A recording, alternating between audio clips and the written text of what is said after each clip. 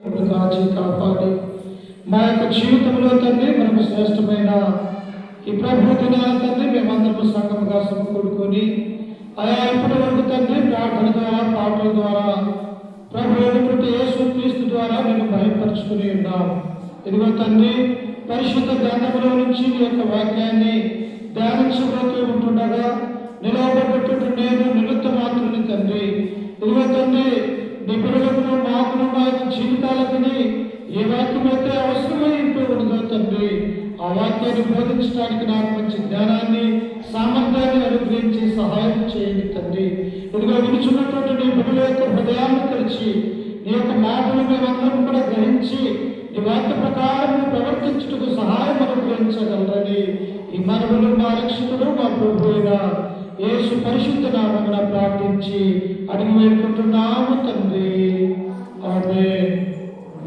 క్రీస్తునందు ప్రియమైనటువంటి ఈ పరిశుద్ధమైనటువంటి ఆదివారమున ప్రభు దినాన కూడి వచ్చిన సకల పరిశుద్ధులకును అలాగనే చిన్నపిల్లలకును పెద్దవారికి మన రక్షకుడు ప్రభు అయినటువంటి యేసు క్రీస్తు నామమున మీ అందరికీ వందనాలు తెలియజేస్తూ ఉన్నాను.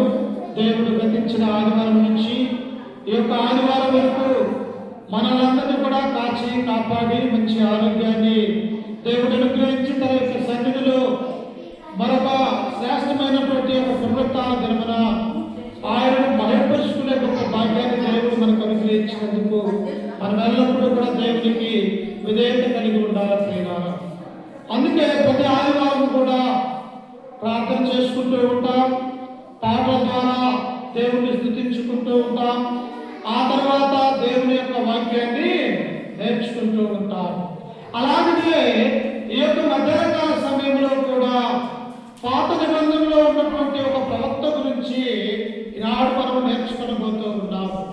ఎందుకు దేవుని యొక్క గ్రంథంలో నుంచి ప్రతి ఆదివారం కూడా ఒక్కొక్క వాక్యాన్ని ఒక్కొక్క జీవితాన్ని గురించి మనం ఎందుకు నేర్చుకుంటూ ఉన్నాము అంటే ఆత్మీయంగా వాళ్ళలాగా అభివృద్ధి పొందారు, మా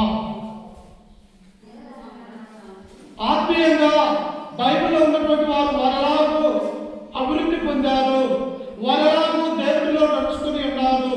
ఈ లోకంలో ఉన్నటువంటి మానవులుగా ఉన్నటువంటి మనము కూడా క్రైస్తవ జీవితాన్ని జీవిస్తున్నటువంటి మనము కూడా ఎలా అనుసరించాలి అనేది దేవుడు తన గ్రంథంలో మన కొరకు రాయించి ఉన్నాడు.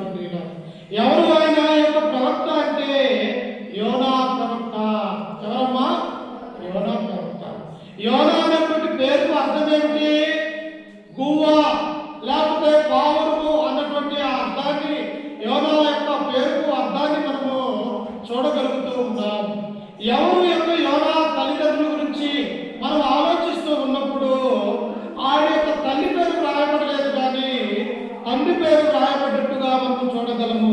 చూడండి ఒకసారి నాతో పాటు యోనా గ్రంథము 1వ అధ్యాయము 1వ వచనంలో మనము చదువుకుంటే ఆయన యొక్క తండ్రి పేరు అక్కడ రాయబడ్డట్టుగా మనము ఆలోచన చేస్తూ ఉన్నాం.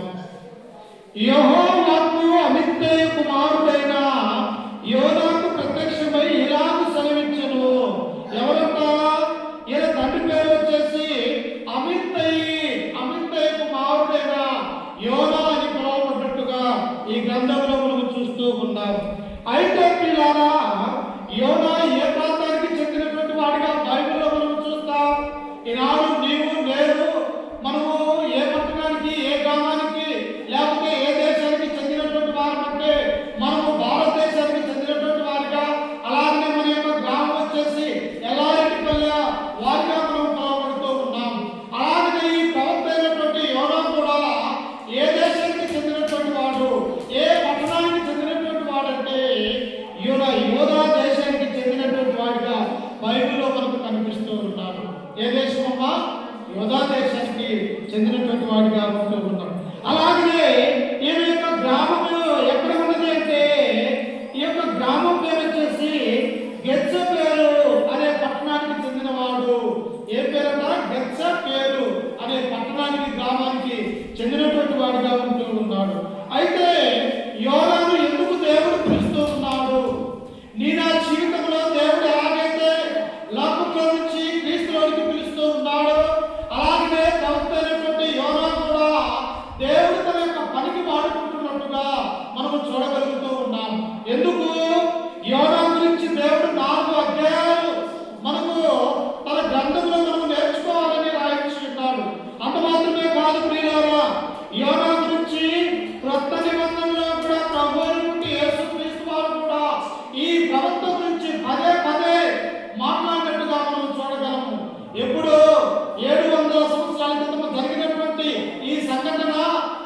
క్రీస్తునాథం మొదటి శతాబ్దంలో పుట్టినటువంటి మన రక్షకుడు ప్రభు అయినటువంటి యేసు క్రీస్తు వారు కూడా ఈ ప్రవక్త గురించి పదే పదే ఇశ్రాయేలుకి, యూదులకి, అక్కడ ఉన్నటువంటి వారందరికీ కూడా ఈయన గురించి తెలియజేసినటువంటి వాడిగా మనం చూడగలం. ప్రియులారా, ఎక్కడ ఉంటుందంట ఆయన గురించి? అనేక చోట్ల మత్తయి సువార్త 12వ అధ్యాయము 39 నుంచి 41వ వచనంలో, అలాగే 16వ అధ్యాయము 4వ వచనంలో మనం చూడగలము. ఆ తర్వాత లూకా సువార్త 11వ అధ్యాయము 29, 30, 32 వచనంలో యోనా గురించి దేవుడు మన కొరకు రాయించినట్టుగా మనం చూస్తూ ఉన్నాం. ఇంతకీ యొక్క గ్రంథంలో ఏమున్నది చూడండి. యోనా గ్రంథము 1వ అధ్యాయము 2వ వచనాన్ని మనం చదువుకుంటాం. చూడండి. యెహోవాకు అమిత్తయి కుమారుడైన యోనాకు ప్రత్యక్షమై ఈనాడు సెలవిచ్చెను, నినివే పట్టణస్థుల దోషము నా దృష్టికి ఘోరమైన కనుక నీవు లేచి నినివే మహాపట్టణములకు పోయి దానికి దుర్గతి కలుగునని ప్రకటింపుము. దేవుడు పిలుస్తూ ఉన్నాడు, ఓ యోనా, నా దగ్గరికి రా, నా యొక్క మాటలు విను. ఇదిగో నినివే అనేటువంటి మహాపట్టణం అనేది ఉన్నది. ఆ పట్టణంలో ఉన్నటువంటి ప్రజలు ఇంచుమించు 1,20,000 మంది ఆ పట్టణంలో నివసిస్తూ ఉన్నారు. కానీ ఏ ఒక్కరూ కూడా దేవుడంటే భయము, భక్తి అనేది లేక వారి ఇష్టానుసారమైనటువంటి జీవితము అక్కడ జీవిస్తూ ఉన్నారు కనుక వారికి వెళ్ళి నా యొక్క మాటలుగా వారికి దేవుడి యొక్క స్వార్థను ప్రకటన చేయమని యోనాను దేవుడు పిలుచుకుంటున్నట్టుగా మనం చూస్తూ ఉన్నాం. ఎందుకు పిలుస్తున్నాడు దేవుడు? భూలోకంలో ఉన్నటువంటి మానవులందరినీ కూడా పరలోకంలో నుండి దేవుడు చూస్తూ ఉన్నాడు. ఏ మనిషి ఎలా ఉన్నాడు, ఏ మనిషి ఎలా జీవిస్తూ ఉన్నాడు, ఏ పట్టణము దేవుని యందు భయభక్తులు కలిగి ఉంది, ఏ పట్టణంలో ఉన్నటువంటి ప్రజలు దేవుడంటే లెక్క చేయకుండా ఉన్నారు అని పరలోకమందు ఉన్నటువంటి దేవుడు ఈ ప్రపంచంలో ఉన్నటువంటి మానవాళిని కూడా ఆయన తన కన్నులారా చూసేవాడిగా ఉంటూ ఉన్నాడు. ప్రజలు ఏమనుకుంటూ ఉన్నారు? నన్నెవరు చూస్తారులే, నేను చేసే కార్యాలు ఎవరు ఆలోచన చేస్తారులే అని అనేక మంది పాపంలో నడుస్తూ ఉన్నారు. కానీ దేవుడినే వాడు చూస్తూ ఉన్నాడు అన్నటువంటి ఆ విషయాన్ని మనం అర్థం చేసుకోవాలి ప్రియులు. అందుకనే ఇక్కడ ఏమంటూ ఉన్నాడు? నినివే పట్టణమును పట్టణస్థుల దోషము నా దృష్టికి ఘోరమాయను. ఎలాగంట?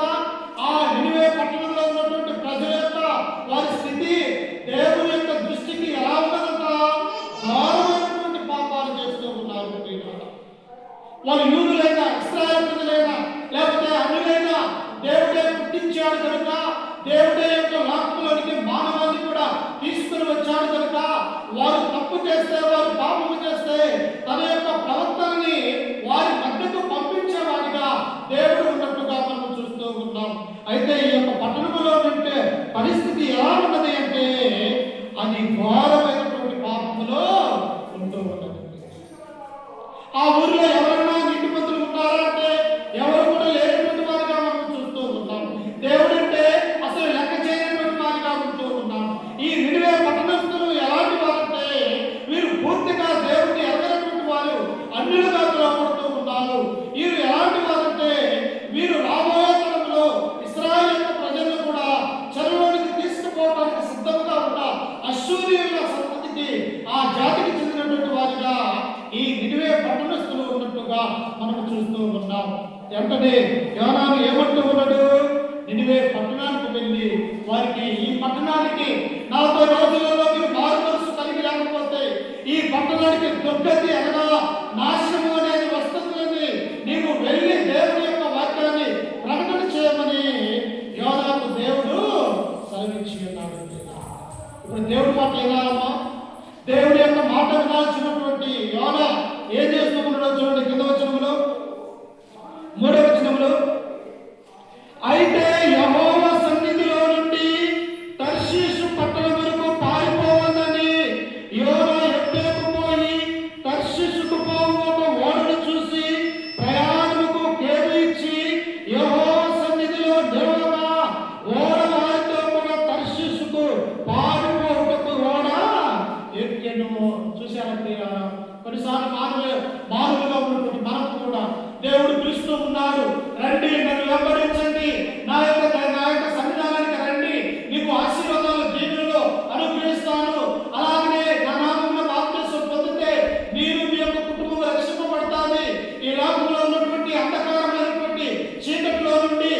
ఆశ్చర్యకరమైన తన వెలుగులోకి మిమ్మల్ని పిలుస్తూ ఉన్నాడని దేవుడు ఈనాడు కూడా స్వార్థము ద్వారా పిలుస్తూ ఉన్నప్పటికీ కూడా ఎవరు కూడా దేవుడి యొక్క సన్నిధికి రాలేనటువంటి వారిగా ఉంటూ ఉన్నారు. అయితే ఇక్కడ యోనా నువ్వు నినివే పట్టణానికి వెళ్ళి నా యొక్క మాటలుగా నీవు దేవుడి యొక్క వాక్యాన్ని ప్రకటన చేయి. ఇదిగో 40 దినాలలో యొక్క పట్టణానికి దుర్గతి కలుగునని దానికి ప్రకటన చేయమనంటే యోనా ఏం చేస్తూ ఉన్నాడమ్మా? దేవుడి సన్నిధిలో నుండి పారిపోవడానికి చూస్తూ ఉన్నాడు. ఎందుకు పారిపోవాలనుకుంటున్నాడు? నినివే పట్టణంలో ఉన్నటువంటి ప్రజలు అన్యులు. వారు ఎలాంటి వారంటే పూర్వమైనటువంటి మనుషుల స్వభావం కలిగినటువంటి వారు. ఇంటి వారి ప్రజలలోనే వీరికి నేను ప్రకటన చేస్తే వీరు ఒకవేళ మార్పు కలిగి దేవుళ్ళకి వచ్చినట్లయితే ఏమైపోతారు? రాబోయే తరములలో ఇశ్రాయేలు ప్రజల్ని చెరలోనికి వీరే తీసుకుపోతారు కనుక వీరు ఎందుకు నేను దేవుడి యొక్క వాక్యాన్ని ప్రకటించాలని తమ మనసులో అనుకొని వారు మారు మనసు అసలు పొందకూడదు, వారు దేవుడు శిక్షించాలి వారిని అని ఈ యోనా ఏం చేశాడంటే దేవుడి సన్నిధిలో నుండి పారిపోతూ ఉన్నాడు. దేవుడు అందరినీ కూడా పిలుస్తూ ఉన్నాడు. అయ్యా రండి, నా యొద్దకు రండి, ఈ లోకంలో ఉన్నటువంటి ప్రయాసము మీరు మోస్తున్నటువంటి ఆ భారాన్ని నేను తీసివేస్తాను అని చెప్పేసి దేవుడు మనమన్నీ కూడా పిలుస్తున్నట్టుగా చూస్తూ ఉన్నాం. కానీ మానవులో ఉన్నటువంటి మనం ఏం చేస్తూ ఉన్నాము? ఎప్పుడు ప్రార్థనలో నుండి తప్పించుకొని పోదామా, లేకపోతే దేవుడి యొక్క మందిరానికి రాకుండా ఇంటికానే ఉందామా అన్నటువంటి ఆలోచన నేను మానవులు కలిగి ఉంటూ ఉన్నాను. ఇక్కడ కూడా యోనా దేవుడి సన్నిధిలో నుండి ఎక్కడికి వెళ్తూ ఉన్నాడంట? యొప్పేకు పోయి తర్షీషు పోవుటకు ఓడ చూసి ప్రయాణముకు దేవి ఇచ్చి యెహోవా సన్నిధిలో నిలవక ఓడ వారితో కూడా తర్షీషుకు పోవుటకు ఓడ ఎత్తెను. ఎలాగైనా కూడా నేను ఇక్కడ నుంచి దేవుడి మందిరంలో నుంచి పారిపోవాలా, దేవుడి యొక్క వాక్యంలో నుండి నేను బయటకు వెళ్ళిపోవాలా, నేను నినివే పట్టణానికి వెళ్ళలేను, వారికి దేవుడి యొక్క వాక్యాన్ని ప్రకటించలేను, కాబట్టి నేననే వాళ్ళే వెళ్ళకపోతే దేవుడు వారిని శిక్షిస్తాడు, వారిని నాశనం చేస్తాడని చెప్పేసి ఈ యోనా ఆలోచన చేసి ఆయన ఒక ఓడ ఎక్కినాడు. ఆ ఓడ ఎక్కి ఓడ వారితో కూడా ఉండి దేవుడి సన్నిధిలో నుండి పారిపోతూ ఉన్నాడు. యోనా పారిపోతే వేరే వాళ్ళు లేరా అమ్మ దేవుని మాట వినడానికి? యోనా లాంటి వారు బైబిల్లో అనేక మంది కూడా ఉంటూ ఉన్నారు. దేవుడు తన యొక్క పని కొరకు ఎవరినైనా కూడా సిద్ధపాటు చేసుకునే వాడిగా దేవుడు ఉంటూ ఉన్నాడు. ఒక గొర్రెల కాపరిని దేవుడు తన పని కొరకు పిలుచుకున్నట్టుగా మనం చూడగలం. ప్రియులా, ఒక వేడి పండు ఏర్పడుతున్నటువంటి ఒక ఆమోసును దేవుడు తన ప్రవక్తగా ఆయన పిలుచుకున్నటువంటి వాడిగా మనం చూడగలం. ఒక చేపలు పట్టే జాలాలని ఈ యొక్క లోకంలో ఉన్నటువంటి అపోస్తులుగా తన వెంబడి తిరగటానికి, ఈ లోకంలో ఉండటానికి అపోస్తులైనటువంటి జాలాలని దేవుడు ఎన్నుకున్నటువంటి వాడిగా మనం చూడగలం. ప్రియులా, బైబిల్లో చూస్తే అనేక మందిని ఆయా ప్రాంతాలలో నుంచి తన పని కొరకు ఏర్పరచుకున్నటువంటి వాడిగా మనం చూస్తూ ఉన్నాం. ఇక్కడ కూడా యోనా ఏం చేస్తూ ఉందంటే దేవుడి సన్నిధిలో నుండి పారిపోవాలని ఆయన చూస్తున్నటువంటి వాడిగా మనం చూస్తూ ఉన్నాం. కానీ అనేక మంది కూడా ఈనాడు దేవుడి యొక్క సన్నిధానంలో ఉండటానికి, దేవుడి యొక్క సన్నిధిలో ఆయన యొక్క నామంలో నడవటానికి అనేకమైనటువంటి సాగులు మనము కూడా చెప్పేవారిగా ఉంటూ ఉన్నాం. ఏమన్నాడు ఆయన?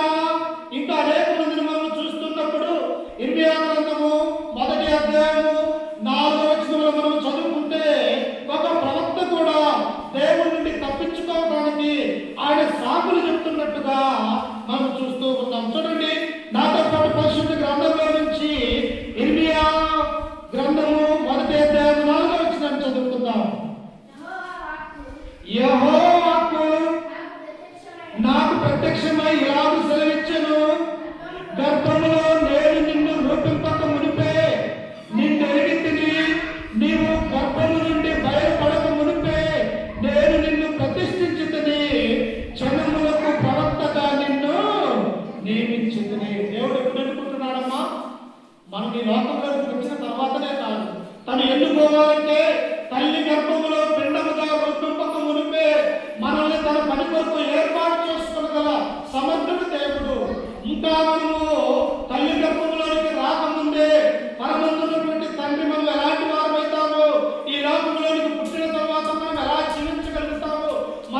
జీవితం అంతా కూడా దేవుడు తన దృష్టిలో ఉంచుకొని ఈ వాక్యాలు రాస్తూ ఉన్నాడు. ఇర్మియా ప్రవక్తతో అంటున్నాడు, తల్లి గర్భములో నిన్ను రూపింపక మునుపే నేను నిన్ను ఎరిగితిని, నిన్ను జనములకు ప్రతిష్ఠించితిని, నిన్ను నా ప్రవక్తగా ఏర్పాటు చేసుకున్నానని ఇర్మియాతో దేవుడు సెలవిచ్చినప్పుడు ఆ ఇర్మియా ఏమంటూ ఉన్నాడు తెలుసా?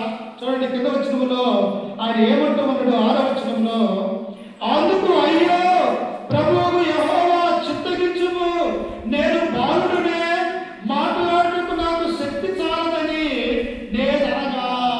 ఇర్మియా మంచి యవనస్తుడిగా ఉన్నాడు. ఇర్మియా 15-16 సంవత్సరాలు మంచి యవనములో బాలుడుగా ఉన్నప్పుడు దేవుడు తన పనికొరకు పిలుస్తూ ఉన్నాడు.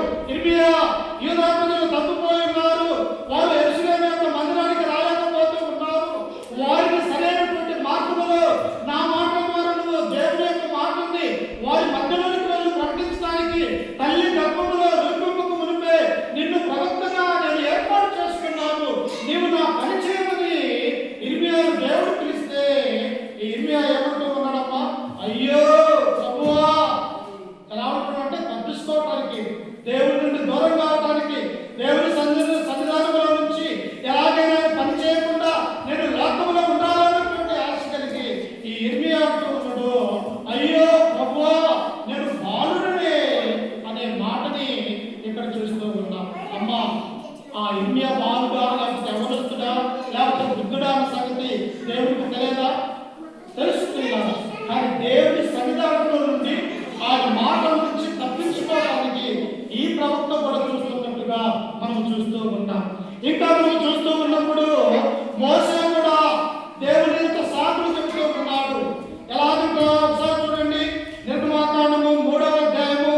మోసే కూడా ఈ యొక్క జీవితాన్ని మనం చూస్తూ ఉన్నప్పుడు నేను ఆ జీవితంలో కూడా దేవుని నుండి దూరం కావాలని, దేవుని యొక్క సన్నిధానానికి మనం వెళ్ళలేక ఎలాగైనా కూడా ఈ లోకంలో ఉండాలన్నటువంటి ఆలోచన నేటి క్రైస్తవులుగా మనకు కూడా అలాగే ఉన్నది కనుక అనేకమైనటువంటి పనులు భారాలు పెట్టుకొని మనము కూడా దేవుడి నుండి దూరం అయిపోతూ ఉన్నాం.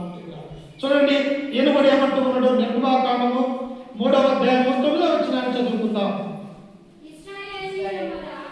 ఇశ్రాయేలీయుల మరణం నిజముగా నా యొద్దకు చేరినది, ఐగుప్తీయులు వారిని పెట్టుచున్న హింస చూచితిని, కాగా రమ్ము, నిన్ను ఫరో యొద్దకు పంపెదను, ఇశ్రాయేలీయులైన నా ప్రజలను నీవు ఐగుప్తులో నుండి తోడుకొని. ఇశ్రాయేలు బాధపడుతూ ఉన్నారు. 430 సంవత్సరాలు ఐగుప్తులు రాజైనటువంటి ఫరోకు వారి యొక్క రాజ్యంలో దాసులుగా ఉంటూ ఉన్నారు, ఒక పని మనుషులుగా ఉంటూ ఉన్నారు. వారి యొక్క బాధలు, వారి యొక్క వేదనలు పరలోకమందు ఉన్నటువంటి దేవుడు చూసి మోసేని పిలుస్తూ ఉన్నాడు. ఇదిగో మోసే, ఇశ్రాయేలు నా ప్రజల యొక్క మొరను నేను చూశానయ్యా, వారి యొక్క కన్నీళ్లు వింటూ నేను చూశాను, వారి యొక్క శ్రమలను, వారి యొక్క బాధలను నేను చూశాను కనుక ఇదిగో ఐగుప్తు రాజైనటువంటి ఫరో నుండి, ఐగుప్తీయుల నుండి వారిని విడిపించడానికి నిన్ను నేను ఒక ప్రవక్తగా, ఒక నాయకుడిగా నేను ఎన్నుకోబోతున్నానయ్యా అని చెప్పేసి మోసేని పిలిచినప్పుడు ఏమంటున్నాడంట మోసే? చూడండి, కింద వచనంలో ఈ మోసే ఏమంటున్నాడో చూడండి. 11వ వచనంలో, అందుకు మోసే, నేను ఫరో యొద్దకు వెళ్ళుటకు, ఇశ్రాయేలీయులను ఐగుప్తులో నుండి తోడుకొని పోవుటకు ఎంతటి వాడనని దేవునితో. అమ్మా, ఏమంటున్నాడు ఇక్కడ? ఏమంటున్నాడు? నిన్ను ఫరో యొద్దకు తీసుకొని వెళ్ళి ఇశ్రాయేలీయులను విడిపించడానికి నేను ఏర్పరచుకున్నటువంటి ఒక ప్రవక్తగా నేను నిన్ను ఏర్పరచుకునబోతూ ఉన్నాను. వారికి నాయకుడిగా ఉండి ఈ యొక్క దేశంలో నుంచి కానాను దేశానికి నడిపించే ఒక గొప్ప ప్రవక్తగా నేను నిన్ను ఎన్నుకోబోతూ ఉన్నాను అని దేవుడు మోసేతో అంటే ఆయన ఏమంటూ ఉన్నాడో తెలుసా?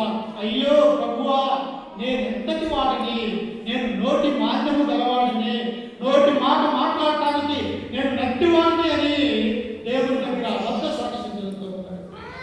నిజంగా మోసే నట్టివాడుగా ఉన్నాడా? లేదు. ఆయన ఎలాంటి వాడో తెలుసా? అదే అధ్యాయం 2వ అధ్యాయంలో మనం చదువుకుంటే మోసే సుందరుడై ఉండుట చూసి తన తల్లి జమ్ము పెట్టెలో దాచి ఎక్కడ వదిలేసిందట?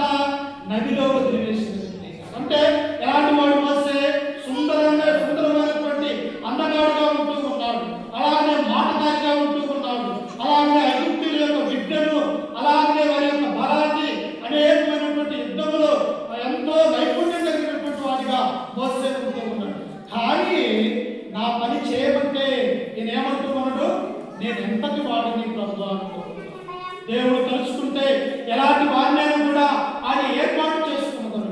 ఆయన ఎలాంటి వారినైనా తన యొక్క పనికి ఉపయోగించుకోగలనటువంటి విషయాన్ని ఈ మోసే కూడా సాకు చెప్పేవాడిగా ఇక్కడ ఉంటూ ఉన్నాడు.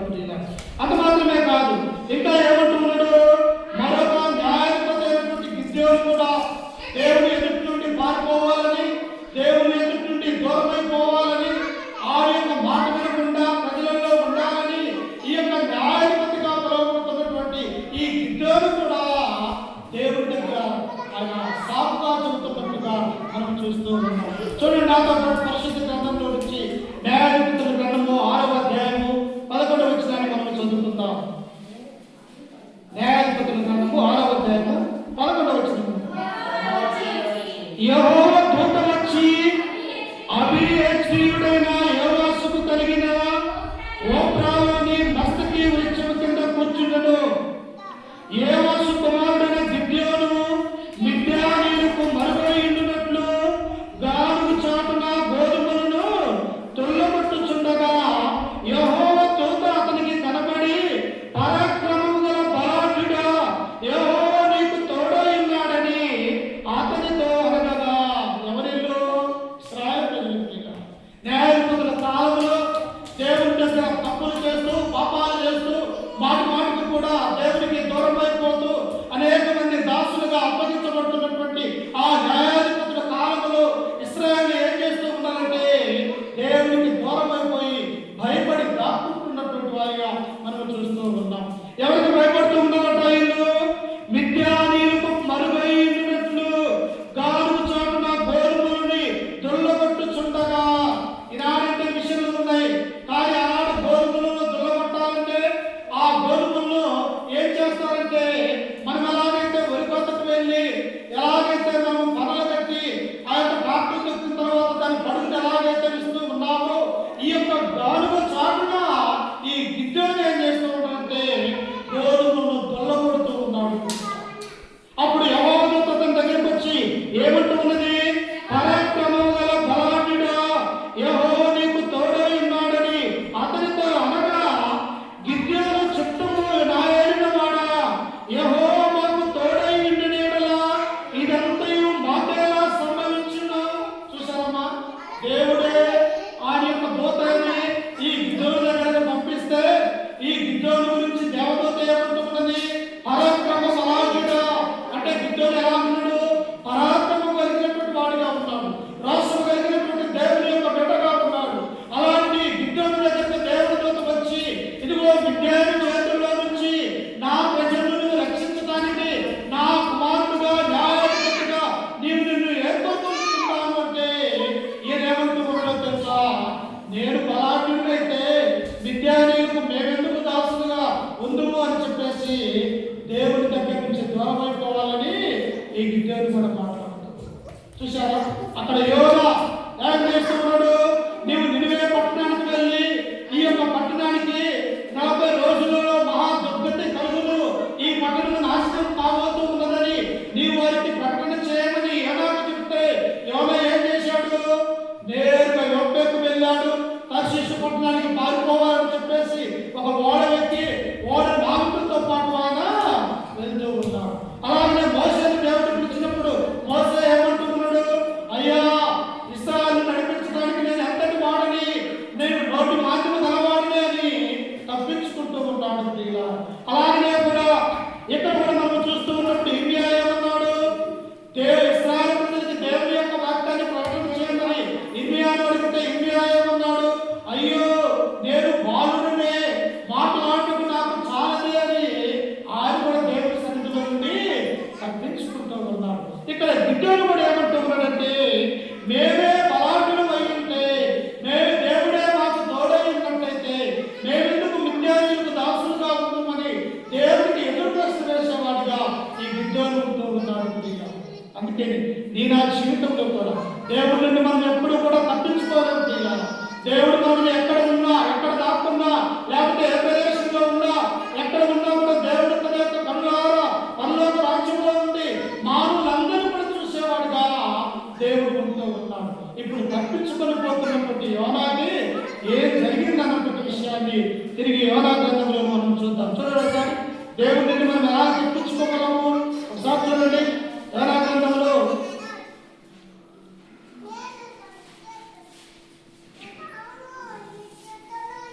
యోనా మొదటి అధ్యాయము 4వ వచనం చదువుకుందాం.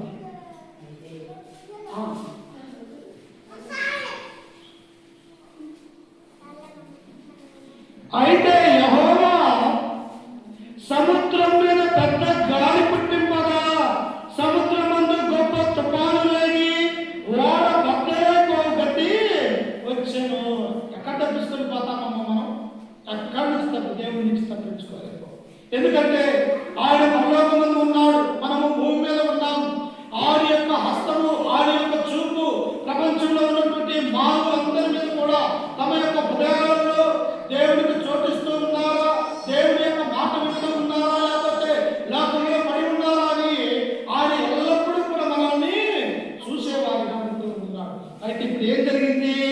ఎప్పుడైతే యోనా ఓడ ఎక్కి ఓడ నావికులతో పాటు ఆయన ప్రయాణమే తర్షీషు పట్టణానికి పారిపోవాలని చూస్తూ ఉన్నాడు, వెంటనే దేవుడు సముద్రంలో ఏం చేశాడంటే పెద్ద గాలి పుట్టింపగా సముద్రమందు గొప్ప తుఫాను లేగి ఓడ బద్దలైపోగొట్టి వచ్చెను. చూసారా ఏమైపోతుంది? ఆ రీతిలో ఓడ బద్దలైపోతూ ఉన్నది, చుట్టూ తుఫాను వస్తూ ఉన్నది, అలల చేత సముద్రంలో అల్లాడిపోతూ ఉన్నారు.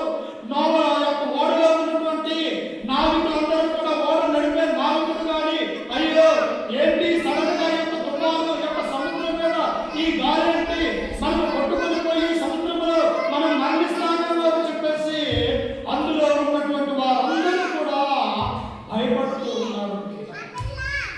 అమ్మిలేటువంటి నావికులు మరి దేవుని నమ్ముకున్నటువంటి నీకు భయం లేదా? దేవుని యందు క్రీస్తు రక్తంలో కడగబడినటువంటి ప్రతి ఆదివారం దేవుని యొక్క మందిరంలో ఆయన యొక్క సన్నిధానంలో మనమందరం కూడా ఉండాలనుకుంటే ఆ భయం అనేది మనకు కూడా ఉండాలని ఈ గ్రంథం శ్రమిస్తూ ఉన్నది. అప్పుడు చూడండి కింద వచనంలో, కాబట్టి నావికులు భయపడి ప్రతి వాడును తన తన దేవతను ప్రార్థించి ఓడ చులకలు చేయటకై అందులోని సరుకులను సముద్రములో పారవేసిరి. అప్పటికి యోనా ఓడ దిగువ భాగములకు పోయి పండుకొని గాఢ నిద్ర పోయిండును. చూసారా, ఆరాధన జరిగే సమయాలలో ఈనాడు క్రైస్తవులుగా పిలువబడుతున్నటువంటి మనకు కూడా దేవుడి నుండి దూరం అయిపోయి యోనా ఎలాగైతే దేవుడికి కనిపించకుండా ఓడలో నుంచి ఓడ దిగువ భాగానికి వెళ్ళి ఆయన ఏం చేస్తూ ఉంటారంట? గాఢ నిద్రపోతూ ఉన్నాడు. క్రైస్తవులుగా ఉన్నటువంటి మనము, క్రీస్తును నమ్ముకున్నటువంటి మనము ఆదివారం దేవుని యొక్క సన్నిధానంలో లేక ప్రభు యొక్క బలలో మనమందరము కూడా పాల్గొనలేక మనము కూడా లోకంలో ఉన్నటువంటి యోనా ఎలాగైతే ప్రవర్తిస్తూ ఉన్నాడో లోకంలో ఉన్నటువంటి క్రైస్తవులు అన్నటువంటి వారు కూడా దేవుని యొక్క మందిరంలోనికి రాక నిద్రపోయే వారిగా ఉన్నారు. అప్పుడు ఏం చేస్తూ ఉన్నాడు ఓడనాయకుడు? అప్పుడు ఓడనాయకుడు అతని ఎదురుకు వచ్చి, పోయి నిద్రపోతా, నీకేమి వచ్చినది? లేచి నీ దేవుడికి ప్రార్థించము, మనము చావకుండా ఆ దేవుడు మన ఎందుకు కనికరించునేమో అని నేను అమ్మ పనిచేసేటప్పుడు నిద్రపోతే ఏమంటారు? నువ్వు సోమరిగా. మేమందరం కూడా పని చేసుకుంటూ ఉన్నాం, దేవుని మా యొక్క పని చేస్తూ ఉంటే, మేము ఇంతమంది కష్టపడుతూ ఉంటే నీకు ఎలా నిద్రస్తూ ఉన్నది? నీవు ఒక సోమరివాని. మనలో ఉన్నటువంటి వారిని మనమనే వారిగా ఉంటూ ఉన్నాం. ఇక్కడ ఓడ బద్దలైపోయే స్థితి వచ్చినది, చుట్టూ కూడా గాలి వచ్చినది, సముద్రం మీద తుఫాను లేనిది, అలలతో ఆ ఓడ మునిగిపోవడానికి సిద్ధముగా ఉన్నది. ఓడలో ఉన్నటువంటి నావికులు ఏం చేస్తూ ఉన్నారో వారి వారి దేవతను బట్టి ప్రార్థిస్తూ ఉన్నారు. అయ్యో మేము నశించిపోతూ ఉన్నాం, మా యొక్క కుటుంబంలో మేము చేరుకోగలిగే ఈ యొక్క సముద్రంలో పడి చచ్చిపోతామేమో అని వారు భయముతో వణుకుతో తమ యొక్క దేవతలకు ప్రార్థన చేస్తూ ఉన్నారు. ఎవరంటే వింటారమ్మా? ఏ దేవుడైనా కాపాడుతాడా? లోకంలో ఏ దేవుడు కూడా లేడు. ఒక్కడే దేవుడు, ఆయనే తండ్రి అయినటువంటి దేవుడు. ఒక్కడే దేవుడు,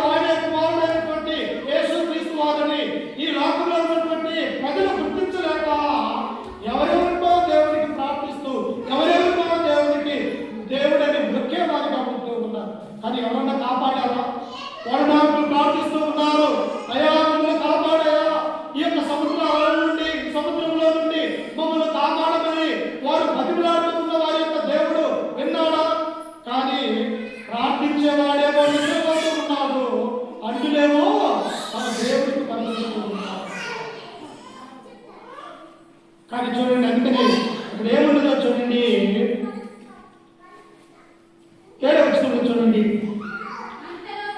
అందులో ఓడవారు ఎవరిని బట్టి ఇంత కీడు మనకు సంభవించినది తెలియటకై మనము చీట్లు వేతము రండని ఒకరితో ఒకరు చెప్పుకొని చీట్లు వేయగా చీట్లు యోనా మీదికి.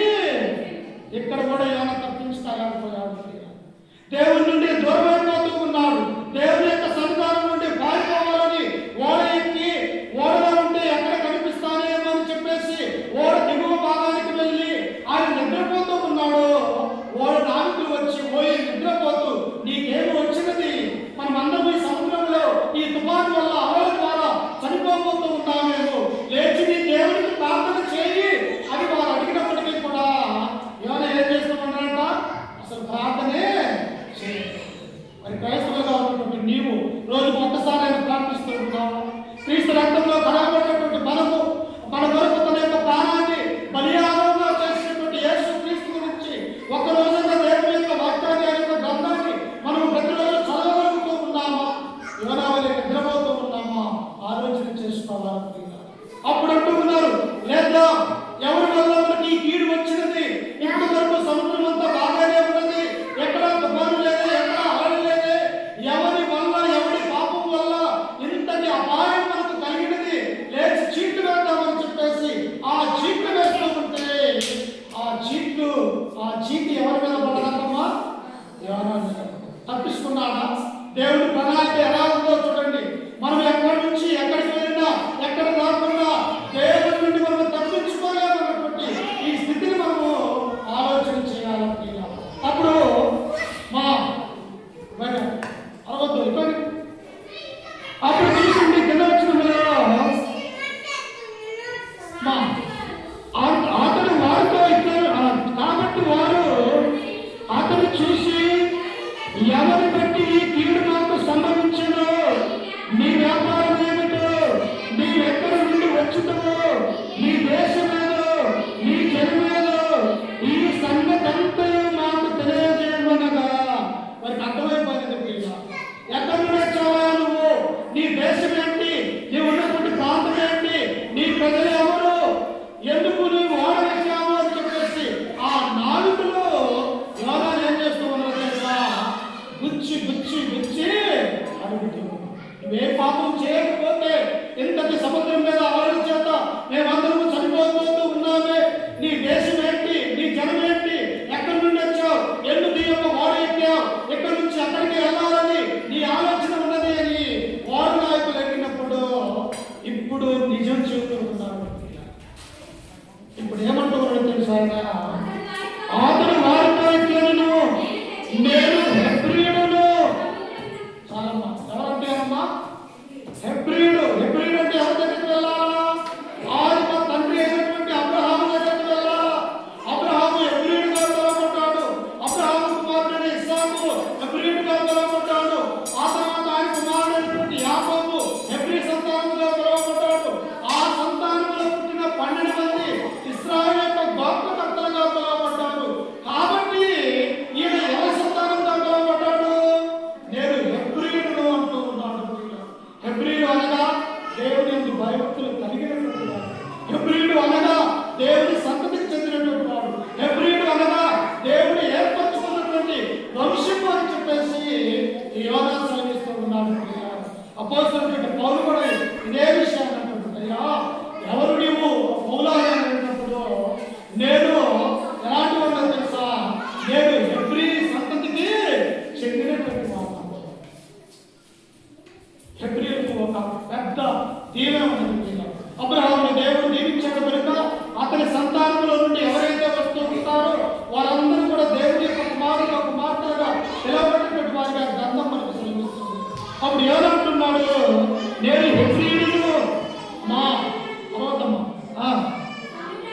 సముద్రమును భూమికిని సృష్టికర్తై ఆకాశమందు దేవుడై ఉన్న యెహోవా యందు నేను భయభక్తులు గలవాడని ఇక్కడ దేవుడు తెలియజేస్తున్నాడు.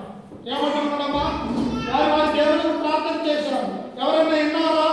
ఎవరైనా ఈ సముద్రాన్ని అణచివేశారా?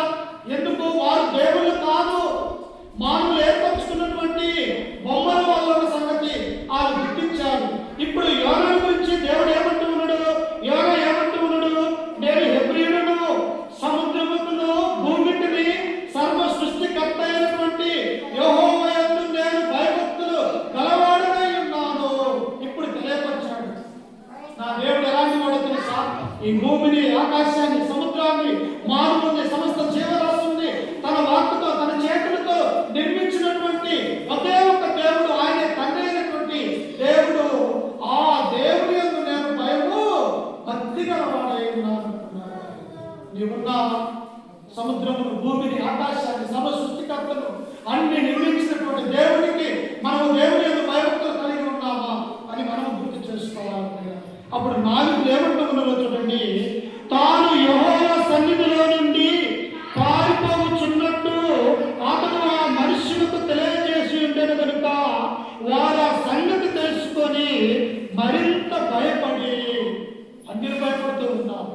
మరి దేవుడిని నమ్ముకున్నటువంటి నీకు భయం లేదా? క్రైస్తవులుగా నీ శరీరం మనం క్రీస్తును ప్రతిష్ఠించుకొని మనమందరం కూడా ఆయన యొక్క అవయవంలో ఉన్నటువంటి సంఘముగా చేర్చబడి ఈ సంఘము కొరకు తన యొక్క ప్రాణాన్ని పెట్టినటువంటి ఆ కల్వరిగిరిలో ఆ యొక్క రక్తాన్ని కాల్చినటువంటి క్రీస్తు అంటే నీకు భయం లేదా? ఇక్కడ అంటూ ఉన్నాడు. ఎప్పుడైతే ఈ మాట యోనా గారికి సెలవిచ్చి ఉన్నాడు, అక్కడ ఉన్నటువంటి వారు అంటున్నారు, వెంటనే వారు భయపడ్డారు. అయ్యో, దేవుని సన్నిధానంలో నుండి నీవు పారిపోతూ ఉన్నావా? ఆ సృష్టికర్త అయినటువంటి యెహోవా దేవుడిలో నుండి నీవెందుకు వెళ్ళిపోతూ ఉన్నావు అని ఒక అన్యులు నిజమైనటువంటి దేవుడిని గుర్తించి మరేం చేస్తున్నారట? భయపడుతూ ఉన్నారు. మనకు కూడా భయపడాలి. ఎందుకో తెలుసా? దేవుని యొక్క భయభక్తులు కలిగి ఉంటారా? తెలివికి దేవుని యొక్క భయభక్తులు కలిగి ఉంటా ఆశీర్వాదకరమని దేవుని యొక్క గ్రంథం మనకు చూపిస్తుంది. అప్పుడు వారు భయపడి ఏమంటూ ఉన్నారట? చూడండి, నీవు చేసిన పని ఏమని అతనిని అడిగి, అప్పుడు వారు సముద్రము పొంగుచున్నది, తుఫాను అణిగిపోచున్నది, సముద్రము మా మీదికి రాకుండా నెమ్మదించినట్లు మేము నీకేమి చేయవలని అతనిని అడగగా, మోట నాయకులకు అర్థమైపోయింది ఎందుకు ఈ తుఫాను వస్తూ ఉన్నది, ఎందుకు ఈ గాలి వస్తూ ఉన్నది, ఎంతటి అలల చేత మనమందరము కూడా ఈ సముద్రంలో మునిగి చనిపోతున్నాము. ఎవరిలో ఈ కీడు వచ్చినది అన్నప్పుడు ఈ కీడు యోనా కూడా వచ్చినదని ఆ చీటి యోనా మీద పడినప్పుడు వెంటనే అది అర్థమైపోయింది. అంటే మేము ఏం చేయాలి? మా కుటుంబాలు ఉన్నాయి, మేము బ్రతకాలను కోరుకుంటున్నాం, మేము బ్రతకాలనుకుంటున్నాం, ఏం చేయాలా, ఎలా అని చెప్పేసి వారిని అడిగినప్పుడు యోనా ఏమంటూ ఉన్నాడు తెలుసా? యోనా ఇవన్నీ తెలుసుకున్నా, ఇవి తుఫాను వచ్చింది నా కొరకే, ఈ ఓడ బద్దలైపోయేది నా కొరకే, ఈ సముద్రం అలల చేత పోతూ ఉన్నది ఇది నా కొరకే అని ఈ యొక్క ప్రవర్తన అర్థమైపోయి ఆయన ఏమంటూ ఉన్నాడో చూడండి. ఆ కింద వచనములో, నన్ను బట్టి ఈ గొప్ప తుఫాను నా మీదికి వచ్చిందని నాకు తెలిసి ఉన్నది, నన్ను ఎత్తి సముద్రములో పడవేయడి, అప్పుడు సముద్రము మీ మీదికి రాకుండా నెమ్మదించుమని అతడు వారితో చెప్పినను. ఇతను సాగుకైనా సిద్ధపడుతూ ఉన్నాడు, కానీ నినివే పట్టణానికి వెళ్ళి దేవుని యొక్క వాక్యము ప్రకటన చేయాలంటే ఇతను చేయట్లేదు. ఈనాడు కూడా చూడండి, అయ్యా దేవుని నమ్ముతామండి, రాబోయే రోజులు భయంకరంగా ఉంటాయి. దేవుడు తన రెండవ అంత సమయంలో భయంకరమైనటువంటి జీవితము ఈ యొక్క భూలోకంలో జరగబోతూ ఉన్నది. యేసుక్రీస్తుని అడిగారయ్యా, నీ రెండవ రాక సమయానికి ఏది గుర్తుగా ఉన్నదయ్యా అంటే ఆ యేసుక్రీస్తు ఏమన్నాడో తెలుసా? ఇదిగో నా రాకకు గుర్తుగా ఈ సూచనలన్నీ కూడా నీకు జరుగును. ఏం జరుగుతాయంట? దేశం మీదికి దేశము ఎత్తుకు వస్తూ ఉన్నది, సముద్రాలు అలాగనే అనేక విధాలుగా ఒకరి పాపములో నిండి ఉంటూ ఉన్నది, పాపాలు అధికంగా చేస్తారు, ఒకరి కుటుంబం మీద ఒకరు పడిపోతూ ఉంటారు, అనేక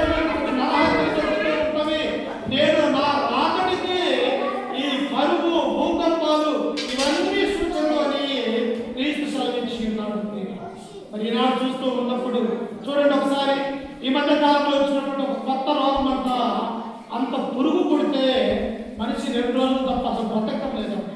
కొత్తగా మన రాష్ట్రంలోనికి జబ్బు ఎంటర్ అయింది. అంటే రాబోయేటువంటి 2వ లోక సమీపంగా ఉన్నది.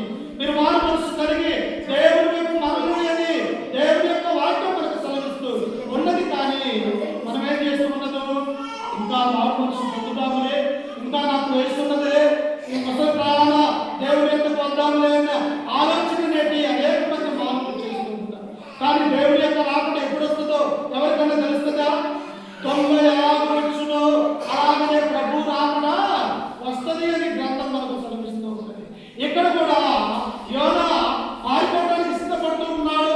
అలాగే నుండి ఎత్తి సముద్రంలో ఏమని తన సాగు సైతం సిద్ధపడుతున్నాడు. కానీ దేవుని యొక్క మాటను ప్రకటించమని చెప్తే దేవుని యొక్క మాట మాత్రము వినటం లేదు. ఈనాడు మనము కూడా ఇశ్రాయేలు ప్రజలు కూడా 40 సంవత్సరాలు దేవుడిని శోధించినారు. దేవుని యొక్క మాటలు వినలేదు. ఆయన ఎన్నిసార్లు చెప్పినా ఏది చేసినా దేవుని మీద సరిగా వారుగా ఉంటూ ఉన్నారు. ఒక్కోసారి మాకు నీళ్ళు లేవంటారు, మాకు భోజనం లేదంటారు, మేము ఈ ఆనందంలో చచ్చుకోమని తీసుకుని వచ్చుకోవాలి. ఇశ్రాయేలు ప్రజలు కూడా దేవుని మీద సరిగినప్పుడు దేవుని యొక్క కోపము వారి మీద రగులుకొని ఆనాడు ఉన్నటువంటి ఇశ్రాయేలు ప్రజలందరినీ అరణ్యంలో చంపివేసిందనే మాటని మనం చూడగలం. దేవుడు తలుచుకుంటే ఏం చేస్తాడు? నీ జీవితాన్ని 1 నిమిషంలో తారుమారు చేయగలడు. దేవుడు నిన్ను దీవించదలుచుకుంటే 1 నిమిషంలో నీకు ఉన్నతమైనటువంటి శిఖరాలు దేవుడు ఎక్కించగలడు. ఇక్కడ యాదేమంటూ ఉన్నాడు, నన్ను ఎత్తి సముద్రంలో పడవేయండి. ఈ యొక్క నా గురించి తుఫాను వచ్చినది, నా గురించి ఈ యొక్క అలలు వచ్చినది, నా గురించే ఓడ బద్దలైపోతూ ఉన్నది, కనుక నన్ను ఎత్తి సముద్రంలో వేయమని నేను అన్నప్పుడు ఆ ఓడడానికి ఏమంటూ ఉన్నాడు చూడండి. కింద వచ్చినప్పుడు వారు ఓడను తరిగి చచ్చుటకు పెట్లతో బలముగా వేసిరి గాని గాలి తమకు ఎదురై తుఫాను బలము చేత సముద్రము పొంగించటం వలన వారి ప్రయత్నము ఏదమ్మా. ఈయన దేవుని కుమారుడు, దేవుని ప్రవక్త, ఈయన సంతతి కీడు, నరహత్య దోషము మా మీదకి ఎక్కడ వస్తుందో, మా పిల్లల మీదకి ఎలా వస్తుందో అని ఈ అన్యులైనటువంటి ఓడ నాయకుడు ఈ యొక్క యోనాను ఎత్తి సముద్రంలో వేయడానికి భయపడుతూ ఉన్నారు. కానీ ఈనాడు మనకు భయం కదా, మనము భయం లేక మన ఇష్టానుసారంగా మనం జీవిస్తూ ఉన్నాం. అలా జీవించడం పాపము ప్రియులారు. ఈ నినివే పట్టణానికి గురించి దేవుడు ఏమన్నాడు?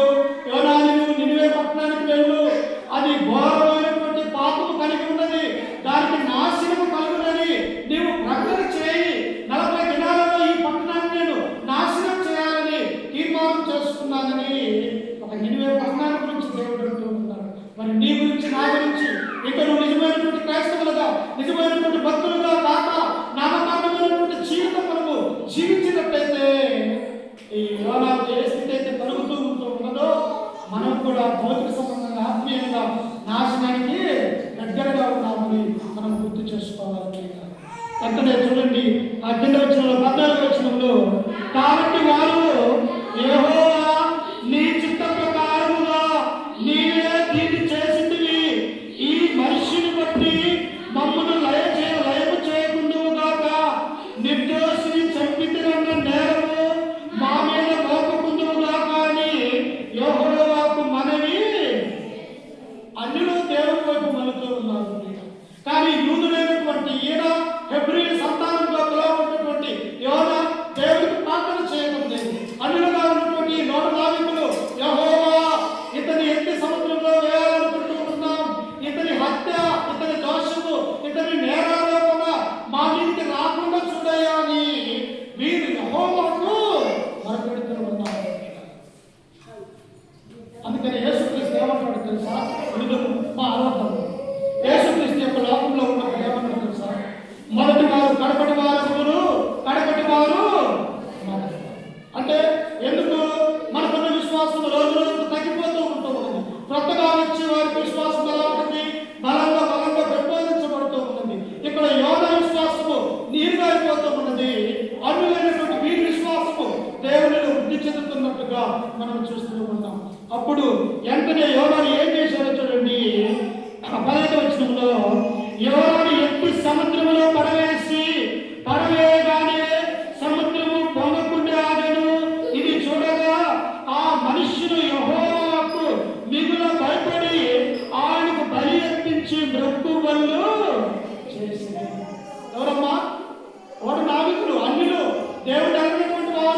ఎప్పుడైతే యోనా భూమిని, సముద్రాన్ని, ఆకాశమును సృష్టించిన యెహోవా యందు నేను భయభక్తులు కలిగి ఉన్నానని ఎప్పుడైతే తెలియజేశారో ఆ యెహోవాకు అన్యులు మారు మనసు కలిగి అన్యులు భయపడి ఈ యోనాను ఎత్తి సముద్రంలో వేసినప్పుడు ఆ సముద్రం అంతా ఏమైపోయిందంటమ్మా?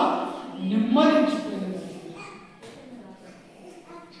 అది దేవుడు నమ్ముకున్నటువంటి మనం, దేవుడి సన్నిధిలో ఉన్నటువంటి మనము యోనా వలె దేవుడి నుండి దూరమైపోదామా? యోనా వలె దేవుడి సన్నిధిలో నుండి పారిపోదామా? ఎక్కడికి వెళ్దాం మనం? ఎక్కడికి వెళ్ళినా దేవుడే. అందుకనే ఏమంటాడు ఆయన? 139వ కీర్తన మొదటి వచనములో మనం చదువుకుంటే దావీదు మహారాజు మనకు తెలియజేస్తూ ఉన్నాడు. ఒకసారి చూడండి, 139వ కీర్తన మొదటి వచనం చదువుకుందాం.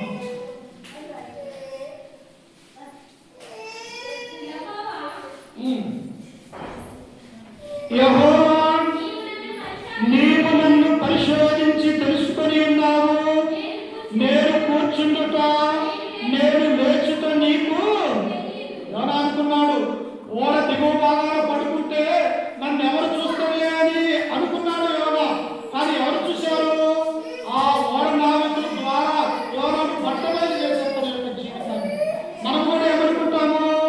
నన్ను ఎవరు చూస్తారులే అని చెప్పేసి అనేకమైనటువంటి పాపాలు చేయడానికి అవకాశం ఉంటూ ఉన్నది ప్రియులారా. కానీ ఎవరు? రహస్యమందు ఉన్నటువంటి దేవుడు నీవేం చేస్తూ ఉన్నావో నీ క్రియలన్నీ కూడా దేవుడు చూస్తున్నాడని జ్ఞాపకం చేసుకోవాలా. అందుకని దావీదు మహారాజు ఏమన్నాడు? నేను కూర్చుండుట, నేను లేచుట నీకు తెలియదు. ఏంటి ఏంటమ్మా? దావీదు మహారాజు అంటున్నాడు, నేను కూర్చుండుట, నేను లేచుట నీకు తెలియదు. తలంపున్న మదిలో పుట్టక మునిపే నా హృదయాన్ని ఎరిగినటువంటి వాడని ఈ దావీదు మహారాజు అంటున్నాడు. ఈనాడు లోకంలో ఉన్నటువంటి మానవులు కూడా నన్ను ఎవరేం చేస్తారులే, నన్ను ఎవరు చూస్తారులే అని చెప్పేసి అనేక మంది దేవుని మందిరానికి రాలేక వారు బయట ఉండిపోతున్నట్టుగా మనం చూస్తూ ఉన్నాం. ఈనాడు క్రీస్తును నమ్ముకున్నటువంటి మనము, యేసు క్రీస్తును సొంత రక్షకుడిగా అంగీకరించిన మనము దేవుని మందిరంలో నుండి, దేవుని సన్నిధానంలో నుండి పారిపోవటానికి చూడకూడదు. పారిపోవాలని చూసినటువంటి యోనాగతి ఏమైపోయింది? సముద్రంలో పడవేసింది. కానీ సముద్రం ఏమైపోయింది ఇప్పుడు? అప్పుడు సముద్రంలో ఉన్న తుఫాను, ఆ గాలి అన్ని నిమ్మలించి వారి ప్రాణాలు అక్కడ దేవుడు కాపాడినట్టుగా మనం చూస్తూ ఉంటాం.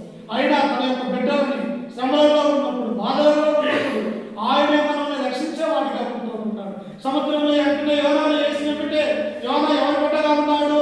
దేవుడి ప్రవక్తగా ఉన్నాడు, హెబ్రీ సంతానముగా ఉన్నాడు, ఆయన భయభక్తులు కలిగి ఉన్నాడు. కనుక ఇప్పుడు దేవుడు యోనాను కాపాడాలని తన సంకల్పంలో చూస్తూ ఉన్నాం. చూడండి, యోనా గ్రంథం 2వ అధ్యాయం 10వ వచనంలో చదువుకుంటే దేవుడు యోనాను ఎలా కాపాడుతూ ఉన్నాడు చూడండి ఒకసారి.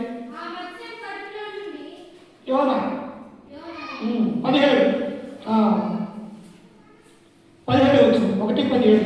గొప్ప మత్స్యము ఒకటి యోనాను మృంగవలనని యెహోవా నియమించి ఉండగా యోనా 3 దినములు ఆ మత్స్యపు కడుపులో ఉండెను. చేప కడుపులో ఉండి ఎవరన్నా బ్రతికినటువంటి వారు ఈ ప్రపంచంలో క్రీస్తుకు పూర్వం కానీ క్రీస్తు శాతంలో కానీ ఎవరన్నా ఉన్నారమ్మా? చేప కడుపులో ఉంటే అసలు ఊపిరి మీద వస్తుందా? లేకపోతే తినడానికి ఆహారం మీద ఉంటూ ఉన్నదా? లేకపోతే గాలి మనం తీసుకోగలుగుతామా? అస్సలు బ్రతకటం అనేది అసాధ్యమైనటువంటి ఆ సత్యాన్ని మనం చూస్తూ ఉన్నాం. కానీ మానవులకు అసాధ్యమైనది దేవుడికి సాధ్యమైనది. అందుకే వెంటనే ఏం చేస్తూ ఉన్నాడు? ఆ మద్యము కడుపులో నుండి యోనా యెహోవాను ఇలాగ ప్రార్థించును. ఇప్పుడు జ్ఞాపకం వచ్చింది దేవుడు.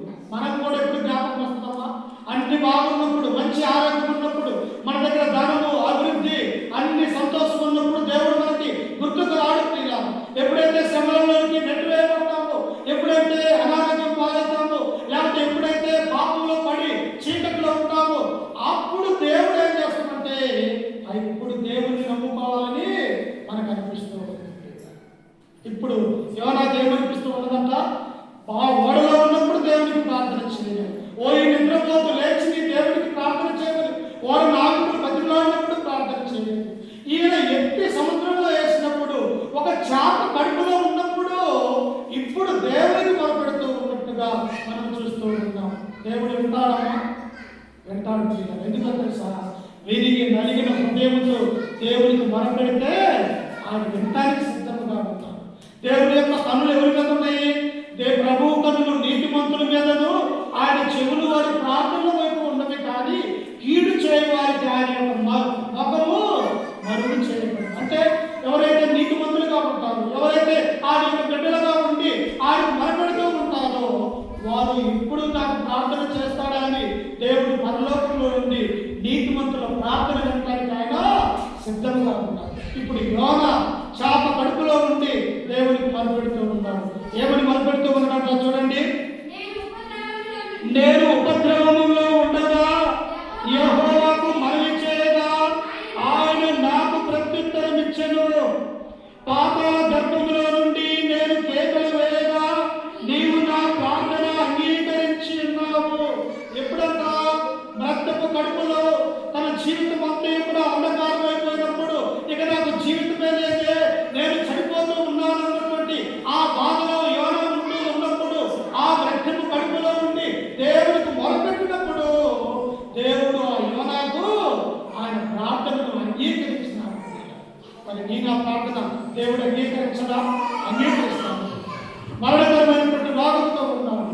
హిజ్కియా తన దేశం ఏమైపోతుందో, తన కుటుంబం ఏమైపోతుందో అని చెప్పేసి కొన్ని రోజులలో నీవు మరణమవుతావని యెషయా ప్రవక్త వచ్చి హిజ్కియా రాజుకు చెప్పినప్పుడు ఏం చేయాలో తెలియనటువంటి హిజ్కియా తన ఇంటిలోనికి వెళ్ళి మోకరించి తన ముఖాన్ని గోడ వైపు తిప్పుకొని ఆ పరమందున్నటువంటి దేవుడికి ప్రార్థన చేయగా దేవుడు ఏం చేశాడమ్మా? 17 సంవత్సరాల ఆయుష్కి దేవుడు నీ ప్రార్థన మోకరించగలుగుతూ ఉన్నావా? ఈనాడు లేకపోతే దేవుడి యొక్క మందిరంలో, దేవుడి యొక్క సన్నిధానంలో ఆ ప్రార్థన జీవితాన్ని కలిగినటువంటి వారిగా మనం చేస్తూ ఉంటాం. కానీ యోనా ప్రార్థన దేవుడు అంగీకరిస్తూ ఉన్నాడు. ఎలాగంట చూడండి, 3వ అధ్యాయం 10వ వచనంలో చదువుకుందాం ఒకసారి, ముగించుదాం. అంతటా యెహోవాకు రెండవ మారు యోనాకు ప్రత్యక్షమై ఇలాగ సెలవిచ్చినది ఏమనగా, నీవు లేచి నినివే మహాపురమునకు పోయి నేను నీకు తెలియజేయ సమాచారము దానికి ప్రకటన చేయను. అమ్మా, యోనా పారిపోయాడు. దేవుడి యొక్క చిత్తం ఏమన్నా మారిపోయిందా? మారలే. ఏ యోనా దేవుడి సన్నిధిలో నుంచి పారిపోయాడో తిరిగి తన వైపు ఆయన తిప్పుకున్నాడు. మన యొక్క పిల్లలు తప్పు చేస్తే మనం ఏం చేస్తాము? వాడిని చంపలేము కాబట్టి దెబ్బలతో పడతాము, లేకపోతే కోపడతాము, కానీ శిక్షించలేము. అలాగే తన యొక్క బిడ్డలు ఈ లోకంలో పాడైపోతూ ఉన్నప్పుడు తన వైపు మళ్లించాలని దేవుడి యొక్క ఉద్దేశముగా ఉంటూ ఉన్నది. అప్పుడు యోనాకు మరలా ప్రత్యక్షమై చాప కడుపులో నుండి 3 రోజుల తర్వాత ఒడ్డుకు తెచ్చి యోనాను పడవేసినప్పుడు తిరిగి ఇప్పుడు దేవుడి సన్నిధానంలో యోనా ఉంటున్నట్టుగా మనం చూస్తున్నాం. అప్పుడు దేవుడితో అంటున్నాడు, యోనా, నీవు నినివే మహాపురమునకు పోయి 40 రోజులలో ఈ పట్టణానికి దుర్గతి కలుగునని నీవు ప్రకటన చేయి అని అన్నాడు. అంటే మొదటి అధ్యాయంలో అదే మాట ఉన్నాడు, 3వ అధ్యాయం వచ్చేసరికి కూడా ఏమంటున్నాడు? అదే పట్టణానికి నీవు వెళ్ళి నీవు వారికి దేవుని యొక్క వాక్యాన్ని ప్రకటన చేయి. అంటే దేవుని సంకల్పం మారిందా? మారలేదు. ఆయన నేడు నిన్న రేపు ఒకే రీతిగా ఉన్నవాడు. మారేదెవరు? మనుషులు మాట్లాడతారు, మార్పు మాట మాట్లాడతారు. మనుషులు దేవుడి నుండి దూరమైపోతూ ఉన్నారు. కానీ దేవుడి యొక్క మాట ఎప్పుడైనా తప్పిపోయిందా? అందుకనే దేవుడు యేసుక్రీస్తు ఆకాశంలో భూమిని గతించి ఉన్నా కానీ నా యొక్క మాట ఒక పొల్లైన దీంట్లో నుంచి తప్పిపోదు అని. అంటే దేవుని యొక్క మాట శాశ్వతమైనది, దేవుని యొక్క మాట నిశ్చయమైనదని మనం జ్ఞాపకం చేసుకోవాలి. అప్పుడు చూడండి, యోనా 2వ మారు ఏం చేశాడంటే, కాబట్టి యోనా లేచి యెహోవా సెలవిచ్చిన ఆజ్ఞ ప్రకారము నినివే పట్టణములకు పోయాను. నినివే పట్టణము దేవుని దృష్టికి గొప్పది, 3 దినముల ప్రయాణమంతా పరిమాణము గల పట్టణము. యోనా పట్టణములో 1 దిన ప్రయాణము మనతో దూరము సంచరించుచు ఇక 40 దినములకు నినివే పట్టణము నాశనమగునని ప్రకటన చేయగా దేవుని స్వార్థ ప్రకటన చేస్తూ ఉన్నాడు. ఏమి కల్పించుకోవట్లేదు. ఈనాడు సేవకులు ఉన్నారు, తమ సొంత వాక్యాలు చెబుతారు, తమ సొంత భావాన్ని ఇతరులు వినాలని కోరుకుంటారు. కానీ దేవుడు చెప్పినటువంటి మాటను మాత్రమే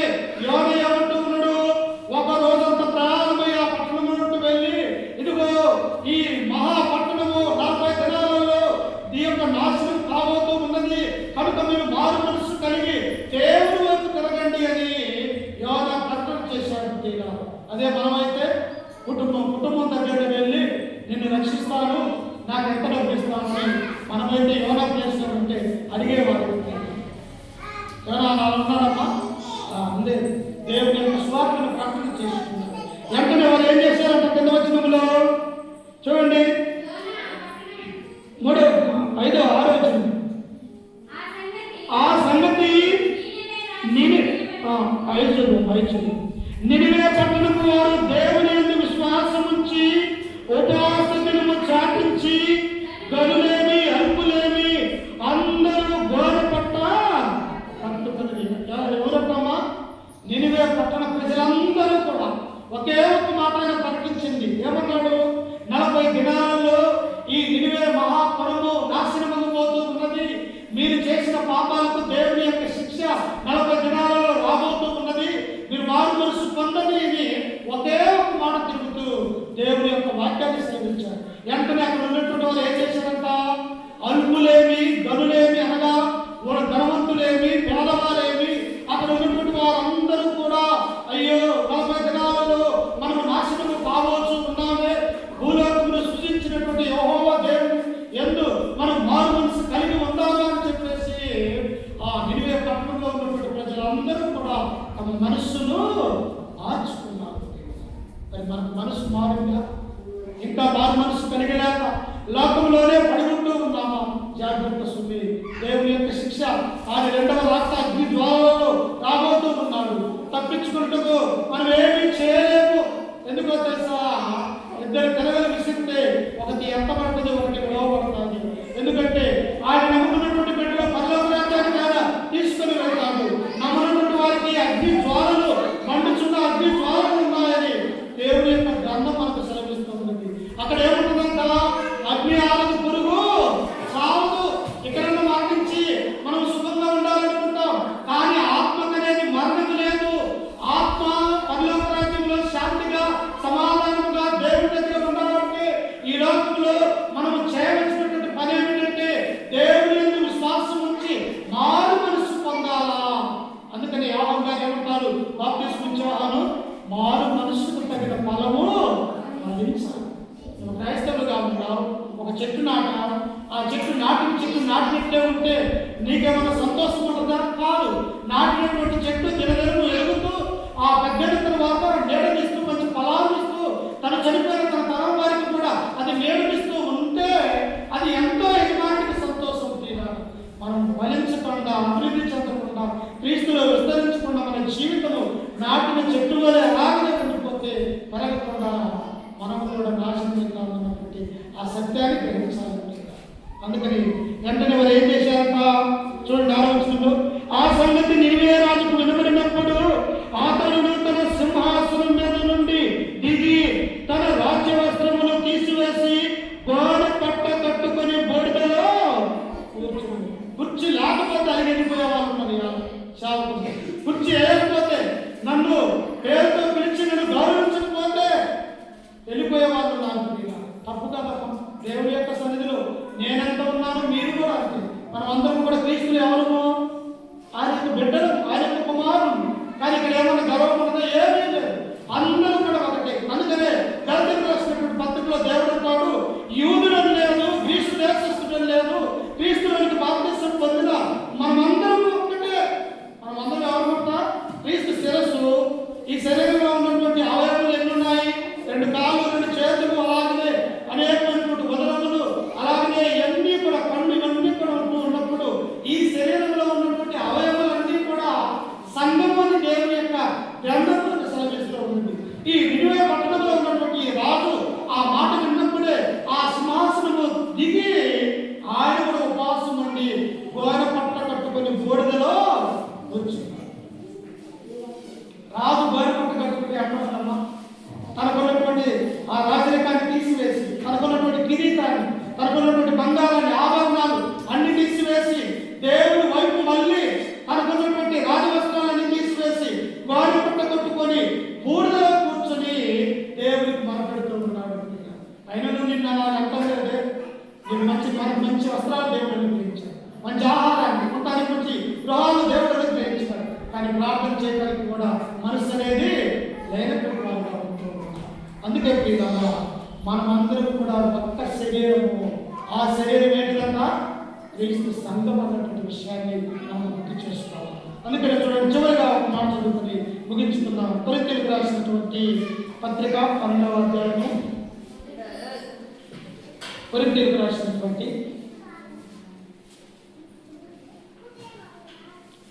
పత్రిక 12వ అధ్యాయం, 1 కొరింథీ 12:12.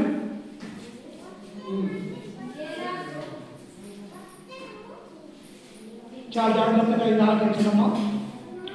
ఎలాగో శరీరము ఏకమై ఉన్నను అనేకమైన అవయములు కలిగి ఉన్నవో, ఎలాగో శరీరం యొక్క అవయములన్నీ అనేకములై ఉన్న ఒక్క శరీరమై ఉన్నదో. ఓ కొరింథీయులారా, ఒక్కసారి మీ శరీరాన్ని జ్ఞాపకం చేసుకోండి. శరీరం అంటే కేవలం శరీరమే కాదు, ఇందులో అనేకమైనటువంటి అవయవాలు దేవుడు మనకు ఏర్పరుచున్నాడు. దీన్ని ఏమంటాం మనము? తలని శిరస్సు అంటాం. ఈ శిరస్సును పట్టుకున్నటువంటి యొక్క చేతుల్ని 2 చేతులు అని అంటాం. ఈ చేతులకు ఉన్నటువంటి ఏళ్ళని 10 ఏళ్ళని అంటాం. ఆ తర్వాత ఇక్కడ కిందికి వచ్చేసరికి ఇక్కడ అవయవాలు అనేకంగా ఉంటూ ఉన్నాయి. ఊపిరితిత్తులు ఉన్నాయి, పక్కకెముకలు ఉన్నాయి, అలాగే ఈ యొక్క ఉదరము పొట్టలే ఉంటూ ఉన్నది. ఆ తర్వాత 2 కాళ్ళులే ఉంటూ ఉన్నాయి. ఈ శరీరంలో అవయవములు అనేకములు ఎలాగ ఉన్ననో చూడండి, కింద వచ్చిన ఎలా ఉంటుంట, ఎలాగైతే ఉన్నాయో అలాగే యూదులమైన, ఎక్కడ చదువుతున్నామా? 12 ఎలాగో శరీరం యొక్క అవయవాలన్నీ అనేకములై ఉన్నను ఒక్క శరీరం ఉన్నదో, అలాగే క్రీస్తు ఉన్నాడు. ఈ శరీరము, ఈ శిరస్సు ఎలాగైతే మనం ఉంటూ ఉన్నామో క్రీస్తు కూడా ఒక్కడిగానే ఉన్నాడు. సులువు మీద ఆయన ఏమన్నా ఏడు చేశారమ్మా? తలకు తల, లేకపోతే చేతులకు చేతులు నరికివేశారా, లేకపోతే కాళ్ళకు నరికివేశారా? ఆయన శరీరం ఎన్ని దెబ్బలు ఉన్నప్పటికీ కూడా సులువు మీద ఒక్క శరీరముగా ఉంటుంది. మరి సంఘంగా ఉన్నటువంటి మనము మన భావాలు వేరే ఉండొచ్చు, కానీ క్రీస్తులోకి వచ్చిన తర్వాత మన ఆలోచన, మన విధానము ఒక్కటిగా ఉండాలని దేవుడు కోరుకుంటున్నాడు. అందుకే దినవచనంలో చూడండి 13లో, ఎలాగనగా యూదులమైనను గ్రీసు దేశస్థులమైనను దాసులమైనను స్వతంత్రులైనను మనమందరము ఒక్క శరీరముగా ఉండుటకు ఒక్క ఆత్మయందే బాప్తిసము. ఒక్క శరీరమే. యూదులైనా, గ్రీసు దేశస్థులైనా, అన్యులైనా, ఇశ్రాయేలీయులైనా క్రీస్తులోకి వచ్చిన తరువాత ఒక్క శరీరం అందే, ఒక్క ఆత్మ అందే మనము బాప్తిసం పొందుకున్నాం. అమ్మా, ఎవరన్నా మనం బాప్తిసం పొందుకున్నాం? యేసుక్రీస్తు. మనం ఒకవేళ ఒక్కొక్కరు పెద్దగా ఉండవచ్చు, ఒక్కొక్కరు పొట్టిగా ఉండవచ్చు, లేకపోతే ఒక్కొక్కరు తెల్లగా ఉండవచ్చు, ఒక్కొక్కరు నల్లగా ఉండవచ్చు, కానీ అందరూ కలిసి కూడా ఎవరన్నా మనం బాప్తిసం పొందినము యేసుక్రీస్తు యొక్క నామమున బాప్తిసం పొందినాము. కనుక నినివే పట్టణస్తులు అన్యులు వదులుకొని, అనేక మంది కూడా రాజు వదులుకొని, అలుపులేని బరులేని అందరూ కూడా ఉపవాసం ఉండి గోడ కట్టుకుంటుకునే దేవునికి ప్రార్థన చేశారు. ప్రార్థన చేస్తే ఏమైందమ్మా? దేవుడు ధైర్యం, సర్వోన్నతుడు, సర్వశక్తిమంతుడు, కృప కలిగినటువంటి దేవుడు. ఎప్పుడైతే వారు ప్రార్థిస్తారో మరలా నువ్వు వెళ్ళి వారికి చెప్పు, ఈ పట్టణాన్ని, నాకు అనేక మంది జనం ఉన్నారు, ఈ పట్టణాన్ని నేను నాశనం చేయను. అలాగే నీవు మనమెంత పాపం ఉన్నాం, మనమెంతా ఈ లోకంలో ఎన్ని పాపాలు చేసినప్పటికీ కూడా క్రీస్తు దగ్గరకు మనం వస్తే క్రీస్తు మనల్ని అంగీకరించేవాడుగా ఉన్నాడు. దేవుడి దగ్గరకు వస్తే నా బిడ్డని అప్పుడే చేర్చుకునేవాడు ఉన్నాడు. తప్పుపోయిన కుమారుడు ఏం చేశాడు? తన తండ్రి దగ్గర ఆస్తిని, అన్నల దగ్గర ఆస్తిని అన్ని పంచుకొని దూర ప్రాంతానికి వెళ్ళి అనేక మంది మరి ఆ ఆస్తి పోగొట్టుకున్నాడు, వ్యసనానికి బానిసయ్యాడు. ఆమెకు తినడానికి తిండి లేక పందులు వేసే పొట్టు వేయాలని చూసి అప్పుడు ఆలోచన కలిగింది, అయ్యో నా తండ్రి దగ్గర అనేక మంది కూలివారు ఉన్నారు, అనేక మంది నా అన్నం ఉన్నాడే, వారందరి నుంచి భోజనంతో నుంచి వస్త్రాలతో ఉంటూ ఉన్నారు. నా స్థితి ఏమైపోయినది? నేను బురదలో పంది ఎలాగంటే కొట్టు తింటూ ఉన్నదే, చివరికి నా స్థితి పంది వల్ల చేశావా, తిరిగి నా తండ్రి ఎందుకు వెళ్ళాలని ఆ తప్పిపోయిన కుమారుడు తమ ఆలోచన చేసి మారు మనసు కలిగి ఆ తండ్రి ఎందుకు వెళ్తూ ఉన్నప్పుడు తండ్రి ఏం చేశాడమ్మా? ఆ కుమారుడు ఇంకా దగ్గరికి రా, దూరముగానే ఉన్నాడు. ఎప్పుడైతే తప్పిపోయినా ఈ కుమారుడు తండ్రి చూశాడో తన ఒళ్ళంతా కూడా ఎంతో పులకరించిపోతుంది.